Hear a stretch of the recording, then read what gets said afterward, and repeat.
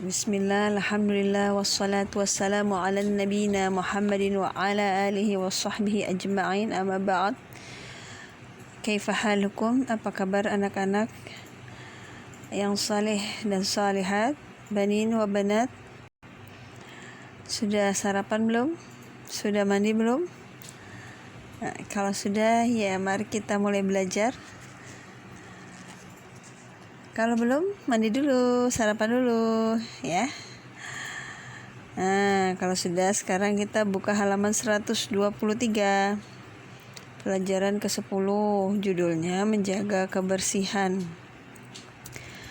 Sudah siap ya? Kita baca. Kebersihan salah satu tanda keimanan dan pangkal dari kesehatan. Apabila badan kita sehat, kita dapat beribadah dengan baik. Allah mencintai hamba yang bersih. Anak-anak, tanda orang beriman itu suka dengan kebersihan. Badannya bersih dengan mandi, pakaiannya bersih dicuci, tempatnya bersih, ya. Dipel, disapu, yang berantakan dirapikan. Nah, kalau sudah bersih, insya Allah, ya, kita jadi sehat. Sebaliknya, kalau kotor, ya, akan datang kuman. Baju nggak dicuci, ada kumannya. Badannya nggak mandi, gatal. Ada kumannya juga. Rumahnya juga nggak dibersihkan. Nanti datang binatang-binatang, tikus, kecoa, cari makanannya kan berantakan, jadi mereka senang cari-cari, mengundang penyakit. Nanti kalau sakit, apalagi sekarang ada virus-virus. Nah, mulai sekarang lihat badannya, sudah mandi belum? Kalau belum, mandi dulu. Pakaiannya lihat, kalau kotor, ganti dengan yang bersih. Lihat rumahnya, kalau berantakan dirapikan, kalau kotor dibersihkan. Bantu uminya, ya. Kalau semuanya sehat, ya, umi abi sehat, anak-anak sehat, insya Allah ibadahnya juga baik. Kamu sholatnya semangat, baca Al-Qurannya semangat, tidak malas, tidak lemas, ya. Kalau sudah beribadahnya baik, insya Allah, ya, Allah juga cinta sama kita. Dan Allah itu mencintai hamba yang bersih, orang Islam yang bersih, bukan yang kotor, bukan yang jorok, ya. Malaikat juga suka loh yang bersih-bersih. Sebaliknya, syaitan sama yang kotor-kotor. Mau jadi temennya siapa? Ayo. Insya Allah kita mau jadi temennya malaikat, ya. Mulai sekarang rajin bersih-bersih. Baik, lanjut kita ke A, menjaga kebersihan. Kita wajib menjaga kebersihan dimanapun kita berada, di rumah ataupun di sekolah. Ya, di rumah, lihat yang berantakan dirapikan. Kalau sepatu sekolahnya kotor, belajar mencuci, belajar membersihkan. Jangan uminya terus, ya. Tanya umi, aku bantuin yang mana lagi, yang dibersihkan yang mana lagi, ya. Tanya uminya di rumah. Nah, di sekolah juga dirapikan. Kalau habis makan, ya, di kelas juga yang berantakan dirapikan, mejanya, ya, dirapikan. Badan harus bersih, pakaian tidak boleh kotor, dan tempat beraktivitas harus sehat. Badan yang kotor mudah terkena penyakit, ya. Nanti kita lanjutkan lagi ke halaman 124. Ya, mari kita buka halaman selanjutnya, halaman 124. Ya, kita baca. Karenanya kita harus mandi dan rajin menggosok gigi. Ya, mandinya rajin, gosok giginya jangan lupa. Mandi 2 kali sehari, pada pagi dan sore hari. Menggosok gigi tiap selesai makan dan sebelum tidur malam. Jadi sebelum tidur sikat gigi dulu ya. Pakaian yang kotor menjadi sarang penyakit. Pakaiannya ganti. Kalau udah sehari ya udah kena keringat, diganti, lalu dicuci. Karenanya pakaian harus dicuci agar selalu bersih dan suci, juga disetrika agar rapi. Rumah, masjid, dan kelas harus bersih dari kotoran. Jaga kebersihan juga tuh ya, di masjid, di rumah, di kelas. Sampah dibuang pada tempatnya. Kalau kalian lihat atau mau buang sampah, cari sampah. Kalau di jalan nggak ada tempat sampah, simpan dulu, jangan langsung dibuang ke jalan. Kira-kira sudah ada tempat sampah baru kalian buang ya. Tidak boleh mencoret-coret dinding ya, nggak boleh tuh, apalagi dinding kelas ya. Dijaga tangannya ya, jangan sampai kotor. Dan perabotan ditata dengan rapi ya. Buku-buku kalian ya, kalian rapikan kalau berantakan. Jangan uminya terus ya, bantu uminya. Kasihan uminya ya, sudah banyak kerjaannya di rumah, kalian harus bantu ya. Buku-buku kalian dilihat, sudah rapi belum, diperhatikan ya. Mainannya juga ya, dirapikan kalau sudah selesai main. Oke, kita masuk ke B, adab di kamar mandi. Setiap hari kita mandi, buang air besar dan air kecil, semua ada adab-adabnya yang harus kita jaga. Pertama, masuk kamar mandi memakai alas kaki. Kalau tidak pakai, pastikan ketika keluarnya kakinya bersih, tidak terkena najis, sudah disiram ya, sudah dibersihkan.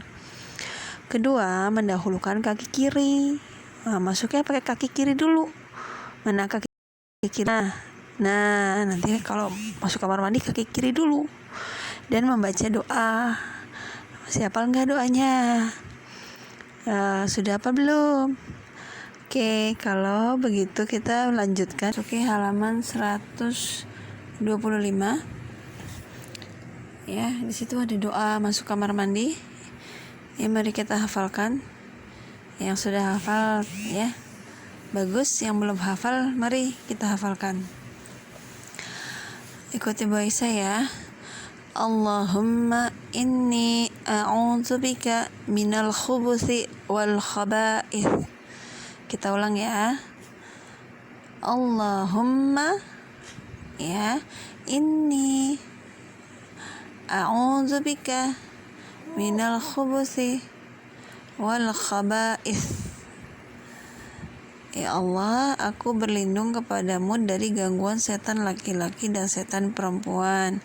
Hadis sahih riwayat Bukhari dan Muslim. Kalau kalian membaca ini sebelum masuk kamar mandi, insya Allah akan dilindungi oleh Allah dari gangguan setan ya. Dihafalkan ya. Kita lanjutkan baca berikutnya ya. Mandi atau buang air haruslah di tempat yang tertutup. Nah, kalau kalian buang air, ditutup ya pintunya, agar aurat kita tidak terlihat orang dan baunya tidak mengganggu mereka. Tidak boleh buang air di tempat tidur. Buang air di tempat tidur namanya apa? Ayo. Iya betul, ngompol. Siapa yang masih suka ngompol? Ayo, udah kelas 1. Nah, jangan jadi kebiasaan ya. Mulai sedikit-sedikit dibiasakan sebelum tidur pipis dulu ya. Nah, tidak boleh juga buang air di tempat peristirahatan orang. Orang lagi duduk-duduk atau tempat misalnya taman, tempat orang istirahat. Jangan pipis di situ, nanti mereka ya terganggu dengan baunya. Atau ya nggak boleh juga tuh buang air kecil di jalanan yang sering dilalui. Ya tidak boleh. Orang misalkan trotoar ya, orang suka jualan di situ. Kamu pipis di situ. orang juga akan terganggu dengan baunya, dan najisnya juga ya bisa terkena orang lain. Atau di kolam yang tidak mengalir, air yang lagi tergenang nih ya, pipisin, nanti kena orangnya jadi kena najis kita ya. Tidak boleh ya di kolam atau air yang tidak mengalir. Tidak boleh juga buang air di lubang. Lubangnya itu tempat hidup para binatang seperti lubang semut. Nah, diperhatikan ya, tidak boleh ya di lubang semut. Bila sedang buang air, tidak boleh menghadap ke arah kiblat atau membelakanginya. Anak-anak ya, menghadap, misalnya kalian buang air, gak boleh tuh, tidak boleh kiblat itu ada di depan kita atau ada di belakang kita. Tidak boleh. Adanya di mana, Bu? Bolehnya adanya di samping. Jadi kita menyamping ya. Kalau kamar mandinya tidak menghadap kiblat atau tidak membelakanginya, maksudnya WC-nya ya, WC tempat BAB dan buang air kecilnya tidak menghadap kiblat, itu bagus ya, berarti dia menghadap samping. Oke ya, kita lanjut nanti ke halaman 126 ya. Kita lanjutkan ke halaman berikutnya, halaman 126 ya. Kita baca yuk. Di dalam kamar mandi tidak boleh membaca Al-Quran. Gak boleh baca Al-Quran. Kenapa? Karena itu tempat kotor, tempat kita buang air besar, ada najisnya, tempat kita buang air kecil ya. Sedangkan Al-Quran itu adalah kitab suci, gak boleh di tempat-tempat yang kotor. Jadi Al-Quran itu adalah kalam Allah, perkataan Allah. Kalau dibacain, cari tempat yang suci, yang bersih. Kalau di kamar mandi kan kotor, jadi tidak boleh. Nah, di dalam kamar mandi tidak boleh menjawab ucapan salam. Jadi kalau ada yang mengucapkan salam, Assalamualaikum, jangan dijawab ya. Di situ juga tertulis apalagi ngobrol dan bernyanyi. Tidak boleh ngobrol, nyanyi-nyanyi lama-lama di kamar mandi. Adanya bercanda-bercanda di kamar mandi, nggak boleh lama-lama ya. Kenapa? Karena itu tempat yang kotor, tempatnya setan ya. Jangan lama-lama. Kalau sudah selesai mandinya, kalau sudah selesai buang air besarnya atau buang air kecilnya, sudah langsung keluar. Apalagi nyanyi-nyanyi ya, tidak boleh. Nah, selanjutnya setelah buang air wajib beristinja. Jadi habis pipis kalian tuh bersih-bersih, cebok. Menggunakan tangan sebelah mana? Iya, sebelah kiri, betul. Sebelah kanan buat makan tangannya, kalau kiri buat cebok atau buat bersih-bersih. Hingga kubul atau dubur bersih. Kubul apa sih, Bu? Kubul itu tempat pipis. Dubur apa, Bu? Dubur itu tempat buang air besar atau tempat tempat pup. Setelah itu udah beristinja atau cebok, tangan dicuci dengan sabun. Sisa kotoran harus dibersihkan, takutnya kena tangan, kena kuku ya. Dicuci pakai sabun tangannya ya, karena habis megang kotoran. Ketika keluar kamar mandi, dahulukan kaki kanan dan membaca doa. Doanya sedikit tuh, ada tulisannya Gufronak. Apa bacanya? Gufronak.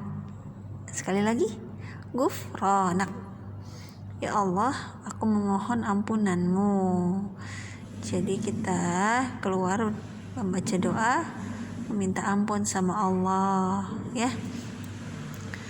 Nah, kita lanjut ya. Di situ ada aku paham, itu adalah rangkuman ya dari dan kita. 1. Menjaga kebersihan, salah satu tanda keimanan.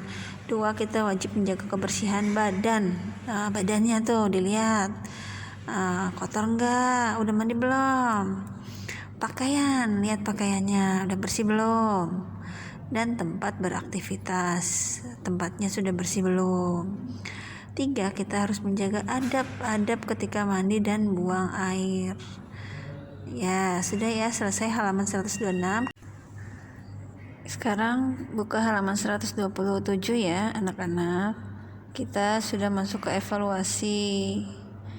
Ada pertanyaan di situ, jawablah pertanyaan di bawah ini dengan tepat. 1, kebersihan merupakan salah satu tanda apa yo? Tadi kan sudah kita belajar ya. 2, mengapa badan kita harus sehat? Sebutkan 3 hal yang harus kita jaga kebersihannya. 4, bagaimana adab ketika masuk ke kamar mandi? 5, ke arah manakah kita menghadap ketika buang air? Ya, kita sudah sampai ke halaman 128. Di situ ada soal. Anak-anak lihat, berilah tanda silang pada jawaban yang benar. Nah, kalian memilih mana yang kalian anggap benar, A, B, atau C. Lalu disilang salah satu. Misalnya kalian pilih A, silang A, B-nya C-nya nggak usah. Ya, dibaca dengan teliti mana jawaban yang benar. Kalau belum mengetahui jawaban yang benar, kalian bisa kembali lagi ke halaman sebelumnya 123, baca lagi apa ceritanya nih, pahami lagi, cari jawabannya di situ, insyaallah ada. Ya, selamat mengerjakan ya.